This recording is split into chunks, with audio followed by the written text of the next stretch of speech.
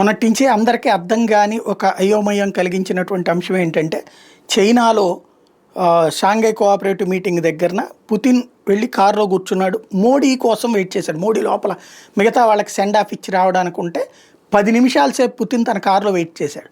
తర్వాత మోడీ వచ్చాక మోడీని ఎక్కించుకుని వాళ్ళ విడిది దగ్గరికి వెళ్ళారు. అయితే అక్కడ దిగల 45 నిమిషాల పాటు కారులోనే ఇద్దరు కూర్చున్నారు.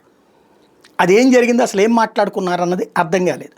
ఆ కారులోని ఫోటోని ట్వీట్ చేసినటువంటి మోడీ మేము ఎప్పుడూ చాలా బాధ్యతాయుతంగా సంభాషించుకుంటామని చెప్పారు. అది ఇంకొంచెం చిర్రెత్తుకొచ్చింది. ప్రపంచ దేశాలు విలవెల్లాడిపోతున్నాయి. అసలు ఏంటి ఆ రహస్యం అంటూ తాజాగా మీడియా పుతిన్ని ప్రశ్నిస్తే ఏం లేదు, అది అలస్కా, మొన్న అమెరికాలోని అలస్కా రాష్ట్రానికి పుతిన్ వెళ్ళటం, అక్కడ కూర్చుని ట్రంప్తో మాట్లాడాడు కదా, ఏదైతే ఉక్రెయిన్ యుద్ధానికి సంబంధించి. అప్పుడు ట్రంప్తో జరిగింది ఏంటి, ట్రంప్కి తానేం చెప్పాడు, ట్రంప్ తనకేం చెప్పాడు అన్నదంతా కూడా మోడీకి వివరించాను. మొన్న మనకి పార్థసారథి పొట్లూరు గారికి సంబంధించిన 2 కథనాలు చూసాం. Alaska meeting only for India కోసం పెట్టినటువంటిది, రష్యా అధ్యక్షుడు పుతిన్ వెళ్ళింది అందుకోసం, భారత్ మీద టారిఫ్ల విషయం అన్నటువంటిది. అవన్నీ ఏం రహస్యాలు చెప్పారో కానీ మోడీకి వివరంగా చెప్పుకొచ్చారన్నమాట.